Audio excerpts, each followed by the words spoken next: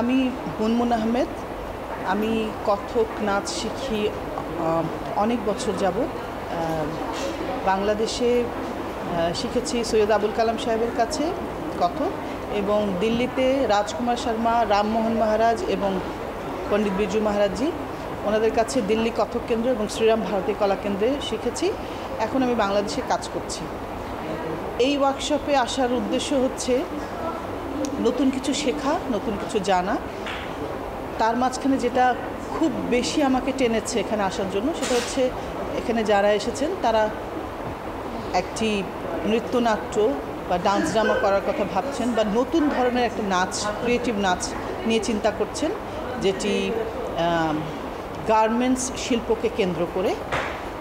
তো যেহেতু খুব স্লো প্রসিজিওরে একটা ডান্স ড্রামা দাঁড়াবে, এবং আমি দেখতে চাই, জানতে চাই এবং শিখতে চাই যে কি প্রসিজিওরে তারা শেষ পর্যন্ত এই ডান্সটিকে মঞ্চে নিয়ে আসেন, এবং কাজ করতে করতে শিখতে চাই, সেজন্য আমার এখানে আসা।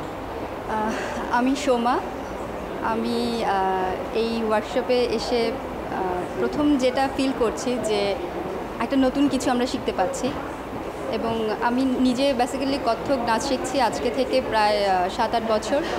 আমার গুরু হচ্ছেন মুনমুন আহমেদ, এবং এখানে আসার পর দেখলাম যে কত্থকের উপর বেস করে ওরা কিছু কোরিওগ্রাফি করবে।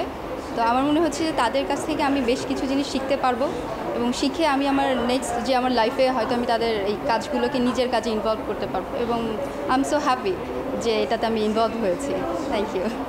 অনেক ভালো লাগছে যে প্রথম রাউন্ড থেকে সেকেন্ড রাউন্ডে মনে হয় আমরা সিলেক্ট হলাম, এটা চিন্তা করে ভালো লাগছে।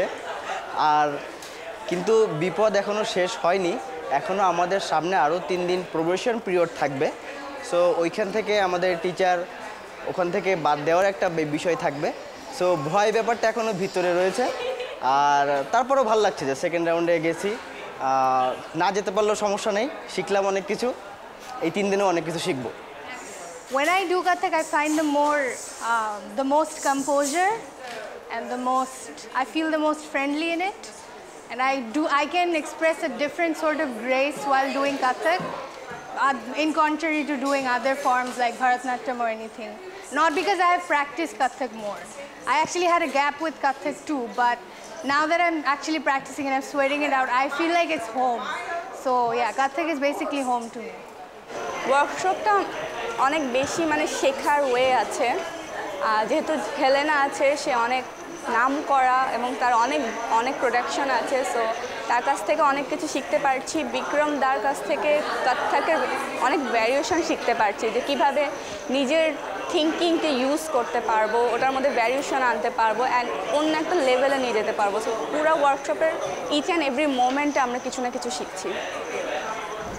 ডে 1-এ একটু ভয় ছিল মনের ভেতরে, আমি নিজেও একটু লেট করে এসেছিলাম।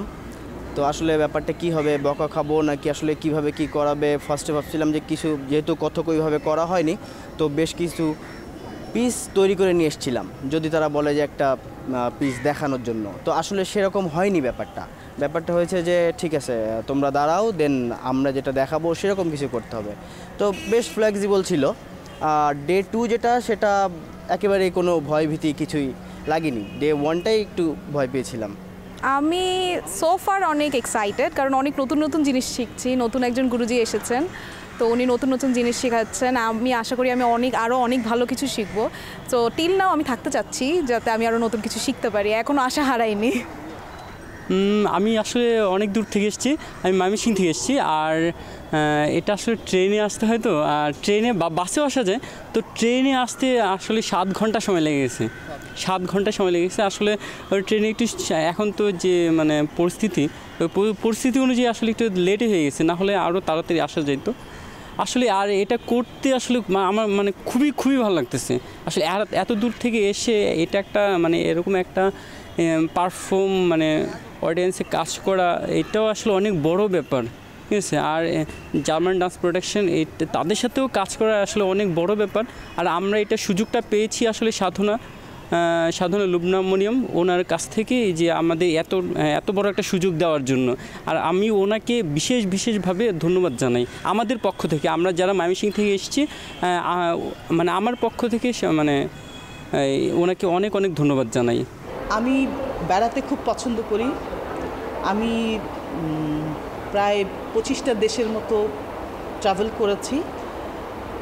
আর এই গ্রুপের সঙ্গে যখন ট্রাভেল করব তখন আমি ফিল করি যে আমি একটা স্টুডেন্টের মতো একদম শিক্ষানবিশ হিসেবে ওদের সঙ্গে ট্রাভেল করব, এবং আমি আমার জীবনের এত বছর কাজ করার সময়ে আনন্দ বাচ্চাদের সঙ্গে যখন মিশে নেই তখন মনে হয় কি আমার বয়সকে আমি নিজের ধরে রেখেছি বা ওদের সমবয়সী আমি নিজেকে ফিল করি। তো এই ট্যুরটা যদি আমি যেতে পারি এবং পারফর্ম করতে পারি ওদের সাথে, আমি মনে করি যে আমি আরও 20 বছর নিজের বয়স পিছিয়ে দেব। তো সেই চিন্তা থেকে আমার খুব ভালো লাগছে, কারণ আমি একদম বাচ্চাদের মতো করে ট্রাভেল করতে চাই। চান্সেস নিয়ে আমি ভাবছি না, কারণ শেখার মধ্যে আছি। সো নেক্সট রাউন্ডে যাই আর না যাই, that's not important for me. তো জাস্ট শেখার মধ্যে আছি। যদি হয় তো অনেক ভালো, আরও কিছু শিখতে পারবো। আর যদি না হয়, ট্রাই হার্ড, নেক্সট টাইম আবার যদি ওরা আসে তো আবার ট্রাই করবো। আসলে ওটা আমি এখন কল্পনাই করতে পারছি না যে মানে যদি সিলেকশন হই তো আসলে মানে ওদের সাথে ইউরোপ যাওয়া এটা আসলে মজার ব্যাপার। আর ওখানে আসলে অনেক মজার কাজ হবে, এটা ভাবতে আসলে অবাক লাগছে। এখন এটা আসলে বলে বোঝাতে পারবো না। আসলে এটা তো বলা কঠিন, যেহেতু কত্থক আমার বেজ না, তবে আমি আমার বেস্ট দেওয়ার চেষ্টা করছি। যদি সিলেক্ট হই তাহলে খুশি, আর যদি সিলেক্ট না হই তারপরেও খুশি, কারণ এই 3 দিনে আমার মনে হয় যতটুকু শিখলাম ততটুকুই যথেষ্ট। সুযোগ পেলে আরও শিখব। I will be very happy because Eurotour is a dream, and also I will be happy because we are delivering some message to the European people and also to the world. So it is a scope that we can speak through our dance. So I'm excited for that too.